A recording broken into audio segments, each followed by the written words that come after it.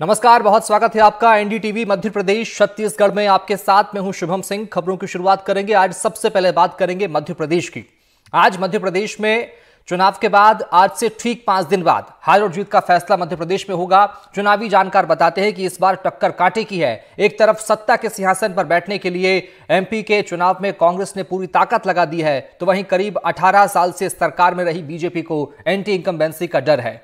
परिणाम 3 दिसंबर को आएंगे, लेकिन उसके पहले मध्य प्रदेश के मुख्यमंत्री शिवराज सिंह बड़े सहज लग रहे हैं। आम शब्दों में कहें तो बड़े कूल दिखाई पड़ रहे हैं। वो परिवार के साथ मंदिर जा रहे हैं। हाल ही में शिवराज सिंह चौहान मैहर के शारदा माता मंदिर जाते हैं, उसके बाद दतिया में पीताम्बरा माई के दर्शन करते हैं और उसके बाद उज्जैन पहुंचकर बाबा महाकाल की पूजा अर्चना भी करते हैं। खैर, ये तो बात हुई उनकी निजी दौरों की, लेकिन दौरे के साथ साथ एक बात और जिसकी चर्चा होनी चाहिए वो ये कि शिवराज सिंह चौहान पूरी तरह से कॉन्फिडेंट हैं। मजीद भाई की और एक बार फिर शिवराज सिंह चौहान ने एमपी में बीजेपी की सरकार आने का दावा किया है। यह भी कहा कि इस बार जीत का अंतर जो होगा अब तक की सबसे बड़ी जीत के रूप में सामने आएगा।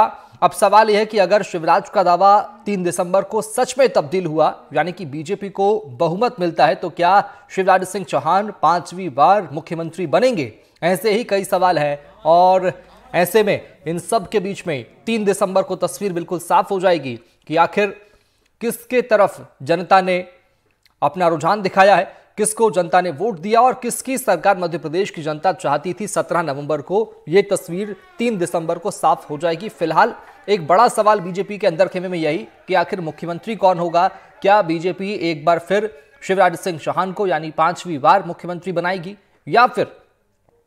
या फिर कोई नया चेहरा निकल कर सामने आएगा? लेकिन कांग्रेस अगर बहुमत में आती है तो कांग्रेस के पास फेस बिल्कुल साफ है। कमलनाथ कांग्रेस की तरफ से मुख्यमंत्री होंगे, लेकिन अगर बहुमत बीजेपी को मिलता है तो सीएम का चेहरा कौन होगा, ये एक बड़ा सवाल है। इस पर चर्चा भी करेंगे और जानने की कोशिश भी करेंगे कि आखिर बीजेपी अब तक कहां तक पहुंच पाई है और क्या बीजेपी अंदरूनी तौर पर मंथन भी कर रही है, ये भी एक बड़ा सवाल है। लेकिन इन सब के बीच में फिलहाल 3 दिसंबर का इंतजार है और उसके बाद तस्वीर बिल्कुल साफ हो जाएगी कि आखिर 17 नवंबर को जनता ने किसके पक्ष में बटन दबाई है। लेकिन इन सब के बीच में फिलहाल ये एक बड़ा साफ तौर पर एक ये बड़ा पेंच यहां फंसा हुआ है कि आखिर बीजेपी ने इस बार फेस ओपन नहीं किया, लेकिन शिवराज कूल नजर आ रहे हैं, साफ तौर पर सहज नजर आ रहे हैं। उन्होंने पीताम्बरा मंदिर में उनकी पत्नी के साथ दर्शन पूजन किया और उसके बाद वो महाकाल मंदिर भी पहुंचे। वोटिंग के बाद सीएम शिवराज काफी कूल नजर आ रहे हैं। बहुत खुले हुए अंदाज में साफ तौर पर ये दावे के साथ कह रहे हैं कि मध्य प्रदेश में बीजेपी की सरकार बनेगी और पूरे बहुमत के साथ करीब 140 से ज्यादा सीटें जीतने का दावा शिवराज सिंह चौहान भी कर रहे हैं। प्रदेश के कई बड़े मंदिर में पहुंचते हैं। पहले सतना के मैहर माता मंदिर में जाते हैं, शारदा माता की पूजा अर्चना करते हैं और उसके बाद पीताम्बरा पीठ पहुंचते हैं दतिया के, फिर महाकाल मंदिर पहुंच जाते हैं, वहां भी विधि विधान के साथ पूजा अर्चना करते हैं। आज हाल ही में प्रकाश पर्व के मौके पर सीएम शिवराज पहुंचे ओबेदुल्लागंज के गुरुद्वारा साहिब, वहां जाकर भी उन्होंने माथा टेका। लेकिन फिलहाल क्या बीजेपी अंदरूनी तौर पर फिलहाल मंथन कर रही है?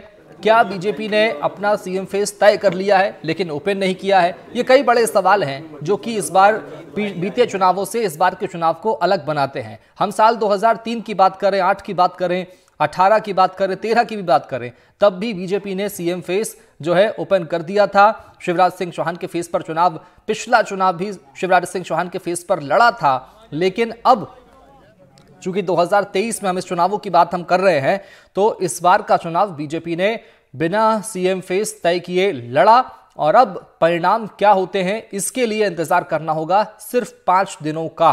और ऐसे में बिल्कुल साफ हो जाएगा 120 घंटों के बाद कि आखिर तस्वीर किस तरह की बनती हुई नजर आ रही है। लेकिन फिलहाल प्रदेश के कई बड़े मंदिर में सीएम शिवराज पहुंच रहे हैं, भगवान से आशीर्वाद भी ले रहे हैं। मां शारदा से आशीर्वाद लेने के लिए सतना के मैहर जाते हैं, मैहर में पत्नी साधना सिंह के साथ पूजा अर्चना करते हैं। उसी रात उज्जैन पहुंच जाते हैं, महाकाल मंदिर में पूजा अर्चना करते हैं। रविवार को दतिया में मां पीताम्बरा मंदिर पहुंचे थे सीएम शिवराज, यहां भी उन्होंने विधि विधान के साथ पूजा अर्चना की। लेकिन साफ तौर पर मीडिया से जब भी बात कर रहे हैं सीएम शिवराज, तो कहना उनका यही है कि सरकार बीजेपी की बन रही है।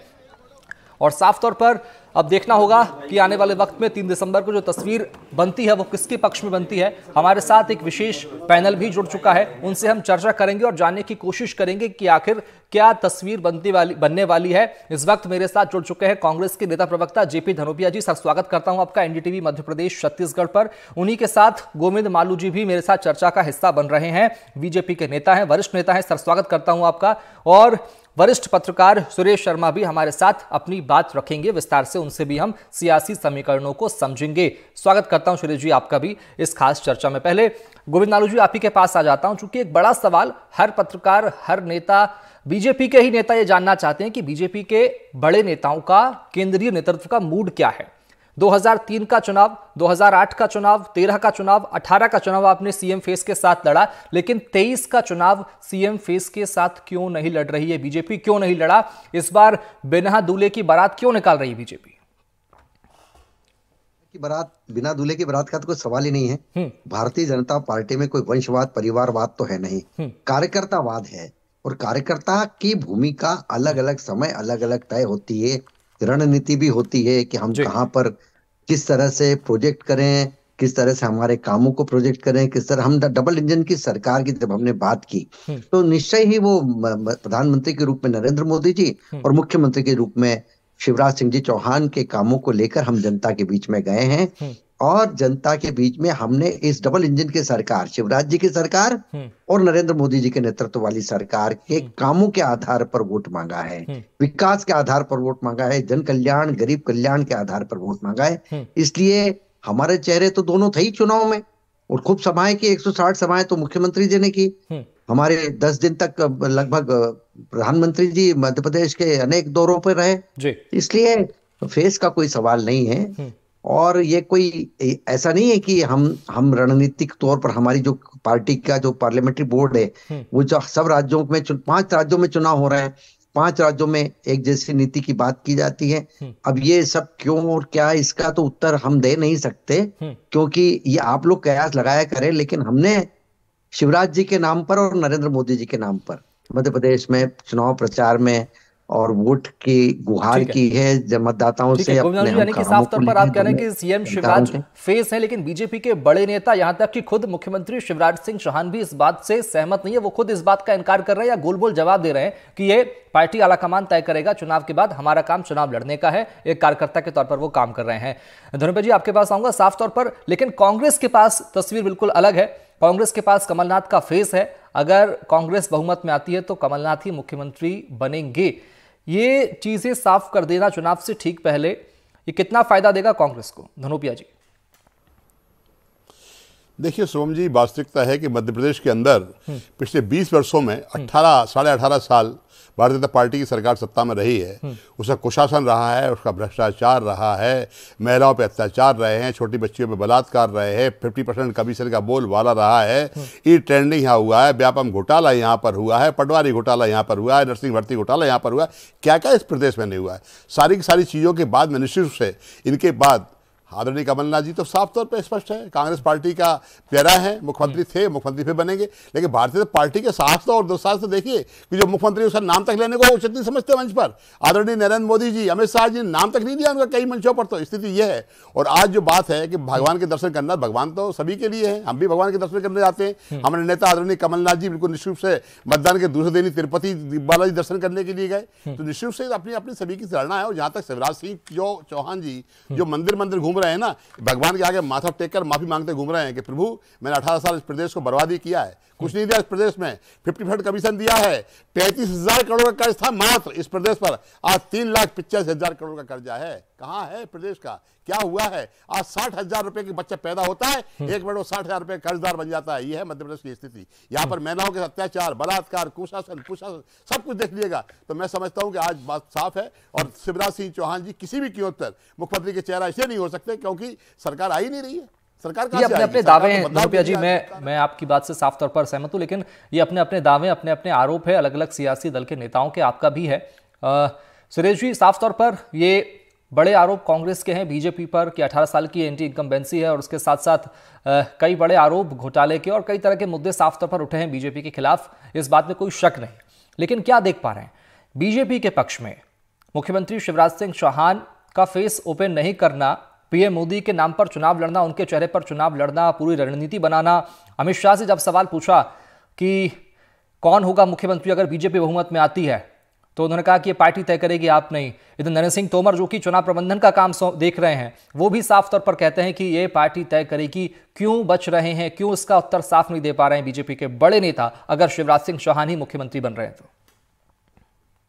देखिए, इसका उत्तर राजनीतिक रूप से कोई नहीं देगा, और हम सब लोग, आप और हम दोनों ऐसे समीक्षक हैं कि हमें खबर दिखती है इसलिए हम लोग उत्तर दे सकते हैं।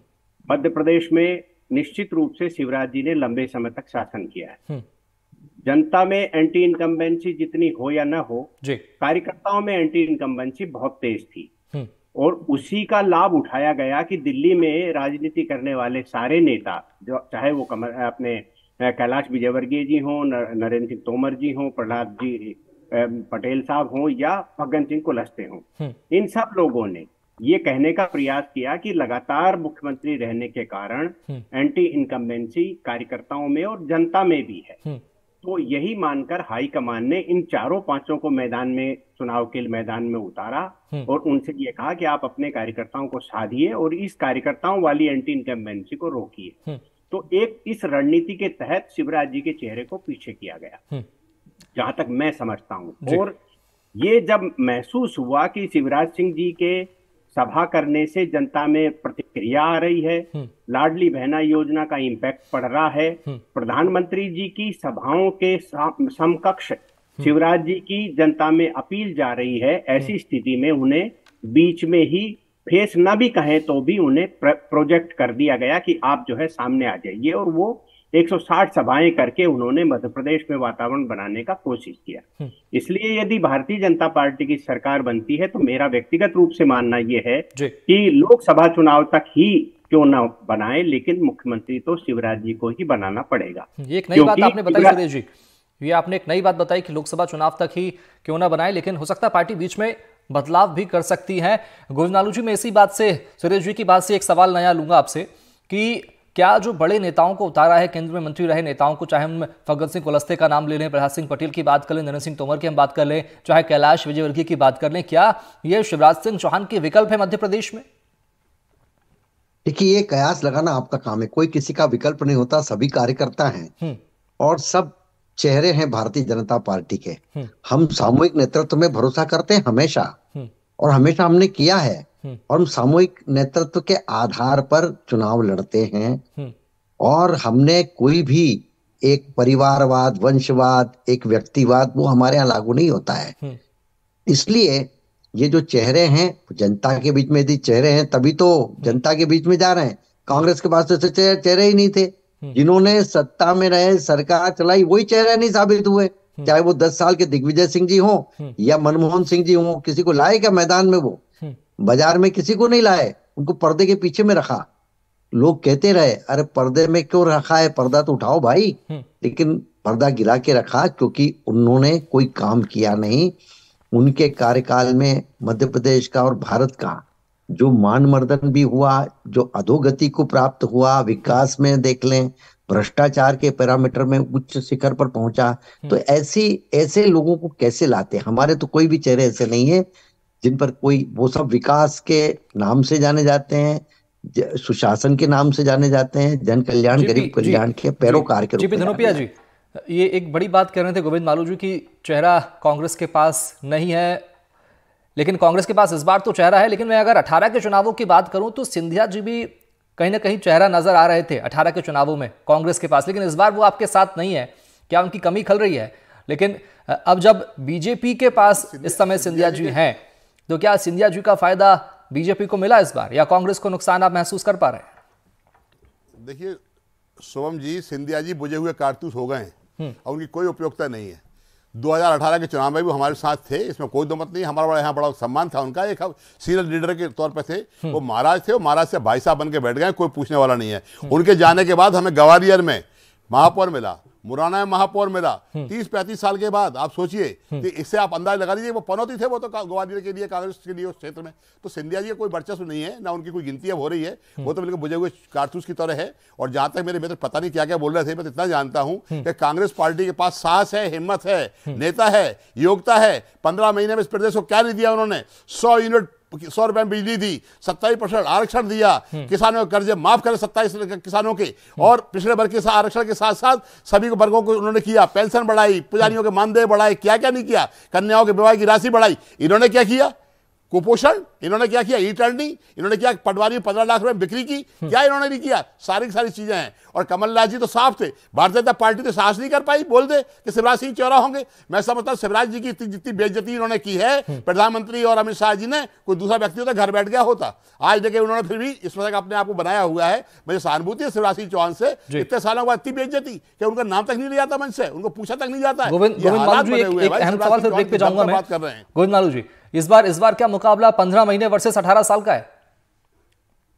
ये 15 महीने क्यों, 60 साल भी है। 15 महीने तो बाद में एडिशनल जुड़े उसको, उनको एक जो पूरक परीक्षा होती है 60 साल में भी आता करने को, जिसमें फेल हो गए।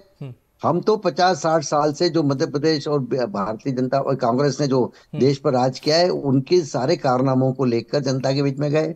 15 महीने का भ्रष्टाचारी शासन, तबादला, 33,000 का करोड़ था कुल टोटल 2003 में कर देने वाले शासन की जो कारगुजारियां हैं, जो कलाकारियां हैं, उनको लेकर गए, वादा खिलाफी को लेकर गए। जनता ने उस पर संज्ञान लिया, किस तरह से उनको छला गया, उनको कपटपूर्ण ढंग से उनको बरगलाया गया।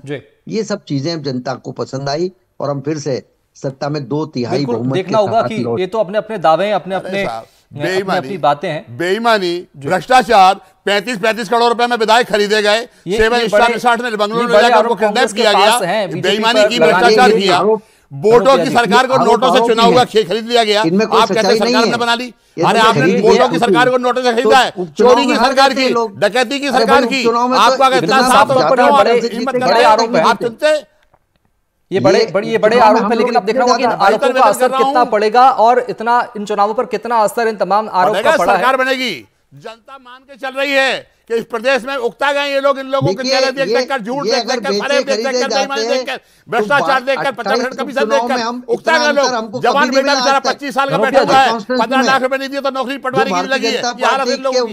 आप देखिए नर्सिंग घोटाले में हुआ, ई टर्निंग में हुआ, व्यापम में हुआ, क्या क्या हुआ, क्या क्या काम नहीं किया इन लोगों ने, बर्बाद कर दिया। ठगा हुआ महसूस। धनोपिया जी, मैं आ रहा हूं आपके पास में एक बार। सुरेश जी, अध्ययन कर ले, उसके बाद बताएं। चुनाव को बड़े करीब से देखा और समझा आपने, साफ तौर पर कांग्रेस ने पूरी ताकत झोंकी, बीजेपी ने भी कहीं कोई कसर नहीं छोड़ी, लेकिन डर बीजेपी को था एंटी इनकम्बेंसी का इस बार के चुनावों में। क्या वो डर आप देख पाए इन चुनावों में? साफ दिखाई दी। पहला ये दिखाई दी कि कांग्रेस जो है वो मास बेस्ड पार्टी है। उसने ये इसके चुनाव में, माने 2023 के चुनाव में स्पष्ट किया है और सिद्ध किया है कि वो मास बेस्ड पार्टी है। यदि उसका लीडरशिप सही हो जाए, नेतृत्व सही हो जाए, तो वो तेजी से वापसी कर सकती है। सबसे बड़ी दिक्कत ये है कि कांग्रेस पार्टी को जो तोता रटंत है, वो उसकी ये दिक्कत की बात है कि आप एक सांस में 40-50 आरोप लगा देते हैं। आरोप वो होते हैं जिनकी प्रतिक्रिया जनता में हो। नेताओं के द्वारा कहे जाने और नेताओं के द्वारा सुने जाने वाले मुद्दे, आरोप जनता के बीच में प्रभाव नहीं डालते, और ये प्रभाव डालने लग जाएंगे तो कांग्रेस को बेनिफिट हो जाएगा। ये एक महत्वपूर्ण पक्ष है। दूसरा पक्ष ये है जो मैंने महसूस किया है, और धनोपिया जी मेरे बहुत आदरणीय है, मैं उनका बहुत सम्मान करता हूं, लेकिन एक 52 साल के युवा को हम कारतूस बुझा हुआ कहें और 78-75 साल के नेता जो हैं वो बारूद से भरे हुए हों, इस प्रकार की राजनीति आने वाले समय में मुझे नहीं लगता कि अच्छे। कांग्रेस में एक से एक धुरंधर नेता हैं, जिनके अंदर ऊर्जा भी है, जिनकी प्रतिभाएं हैं, जिनका संप्रेषण है, लेकिन वो उनको पीछे करके और ये मान लिया जाए कि 52 साल का सिंधिया कारतूस है, बुझा हुआ, और बाकी और नेता जो है वो है, मुझे लगता है ये राजनीति में मन बहलाने वाली बातें। जी सुरेश जी, ये बिल्कुल साफ तौर पर ये एक आरोप जहां पर साफ तौर पर है बीजेपी पर कांग्रेस का, लेकिन इन सब के बीच में गोविंद नारू जी एक अहम सवाल आपसे, चूंकि कई बड़े आरोप बीजेपी पर लगते रहे, चाहे भर्ती परीक्षा को लेकर हो, पटवारी भर्ती को लेकर हो, नर्सिंग को लेकर हो, लेकिन एक बड़ा सवाल कांग्रेस के नेता ये अक्सर पूछते रहे हैं कि आखिर 18 सालों में 2023 में शिवराज सिंह चौहान को क्यों लाडली बहना याद आई? ठीक है, हमने तो कई सारी योजनाओं बहनों के लिए प्रारंभ की, माताओं के लिए प्रारंभ की, बच्चियों के लिए प्रारंभ की, कन्याओं के लिए प्रारंभ की। ये कन्या विवाह निकाह योजना किसकी थी? लाडली लक्ष्मी योजना किसकी थी? एकदम जब जब इसकी आवश्यकता महसूस होती कि नहीं, इसके बाद और क्या, पहले एक काम तो पूरा हो जाए, हम वैसे धड़ धड़ धड़ धड़ करके हम कोई शिलान्यास नहीं कर देते हैं, घोषणा नहीं करते, पहले लाना सही था करके पूरी करते हैं। सुनिए, मतलब देश की मोदी सरकार ने आने के बाद सबसे पहले कहा कि हर गांव में बिजली होगी। वो लक्ष्य हमने कितने जल्दी पूरा किया। हमने जो टाइम लिमिट दी थी उसके 11 दिन पहले ही हमने हर घर बिजली पहुंचाने का लक्ष्य पूरा किया। तो हम लक्ष्य पर ध्यान रखते हैं, हमने क्या वादा किया, कैसे पूरा होगा। तो पूरा करने के बाद दूसरी बात करते हैं, हमने हमेशा ही जो ये महिला वर्ग है, जो हमारी नारी शक्ति है, उसके लिए जो उनको सशक्तिकरण के लिए जो काम शिवराज जी की सरकार ने किए वो पहले कभी हुए नहीं हैं। इसीलिए जन्म से लेकर और उसकी मृत्यु तक की सारी उसकी व्यवस्थाएं, आर्थिक सुदृढ़ता की व्यवस्थाएं, उनकी बाकी उनके सामाजिक विकास की योजनाएं भारतीय जनता पार्टी की सरकार के समय बनी, क्रियान्वित हुई और सफलतापूर्वक क्रियान्वित हुई। इनके समय तो केवल तबादला उद्योग के अलावा दूसरा कोई काम नहीं चला। और ये आरोप की बात कर रहे हैं, इतने 18 साल में एक आरोप तो सिद्ध कर दे। इन्होंने 5 साल बाद, जब मुझे मालूम है 2008 का कैंपेन डिजाइन मैंने किया था भारतीय जनता पार्टी का, इनका कैंपेन चल रहा था, इन्होंने नोट गिनने की मशीन का विज्ञापन दिया कि ये है भारतीय जनता पार्टी की असलियत। लोगों ने ऐसा करारा तमाचा मारा, 143 सीट्स के साथ फिर से हम वापसी हुई हमारी। उसके बाद फिर इन्होंने कोई भ्रष्टाचार का आरोप लगाया, झूठा। अच्छा, सीट और झूठे फर्जी वीडियो ऑडियो चलाए, सीटों को लेकर 174 सीटें ला रही है कांग्रेस, ऐसा दावा कर रहे हैं। आपके मुताबिक क्या सीटें ला रही है कांग्रेस? फिर मैं मालू जी से पूछूंगा ये सवाल। देखिए, मैं बात जानता हूं और मानता भी हूं आपकी बात को। 230 सीटें हैं, 230 सीटों में बहुमत के लिए 116 चाहिए। सरकार बनाने के लिए कंफर्टेबल मेजॉरिटी के लिए इससे जितनी भी ज्यादा आएंगी कांग्रेस पार्टी को उसका फायदा मिलेगा। हमारे वरिष्ठ नेता है आदरणीय पी शर्मा जी, पूर्व मंत्री हैं, विधायक हैं, निश्चित रूप से उनकी बात में अपना कोई उनका आधार होगा, उन्होंने कोई बात कही है तो। लेकिन मैं तो इतना जानता हूं कि इतनी कंफर्टेबल मेजॉरिटी आएगी कि अब हमारे यहाँ कोई भी ज्योतिरादित्य सिंधिया पैदा नहीं हो पाएगा। हमारे यहाँ कोई भी ऐसा व्यक्ति नहीं हो पाएगा जो सरकार को बेच देगा। हमारे यहाँ कोई भी ऐसा नहीं होगा जो गद्दारी के साथ 35-35 करोड़ रुपए लेके चला जाएगा। इतनी मेजॉरिटी के साथ सरकार बनेगी। आदरणीय कमलनाथ जी की नेतृत्व में मध्य प्रदेश में आप देखेंगे कितनी सीटें बीजेपी ला रही है इस बार? 3 तारीख को 2/3 बहुमत से हम सरकार में फिर से लौट रहे हैं जनता की सेवा करने के लिए। सुरेश शर्मा जी क्या लग रहा है? 50-60 सीटों पे हो, 50-60 सीटों पे मालू जी 60 सीटें क्रॉस कर जाओ, बता देना मेरे को, अपन बैठेंगे दोनों बैठ के बात करेंगे। 60 सीटें 60 मेरी बात सिद्ध होते ही मिठाई खिलाऊंगा आपको आके पीसीसी। मैं ये मानता हूँ कि 135 से 155 सीटें भाजपा को मिल रही हैं, 70 से 90 सीटें कांग्रेस को मिल रही हैं और 5-7 सीटें निर्दलियों तक पहुंच सकती है।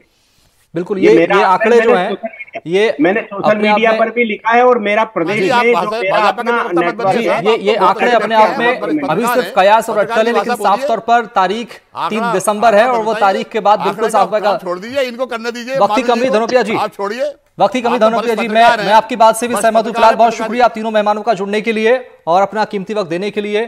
धनोपिया जी, गोविंद मालू जी, सुरेश जी, बहुत शुक्रिया आप तीनों का जुड़ने के लिए। फिलहाल अब 3 दिसंबर का इंतजार है और उसके बाद देखना होगा कि आखिर कौन सत्ता के सिंहासन पर बैठता है। लेकिन एक बड़ा सवाल बीजेपी में आज यही है कि आखिर अगर बीजेपी बहुमत में आती है तो क्या मुख्यमंत्री शिवराज सिंह चौहान ही होंगे या कोई नया चेहरा निकलकर बीजेपी लेकर आएगी? ये एक बड़ा सवाल है। इसी के साथ फिलहाल इतना ही। नमस्कार।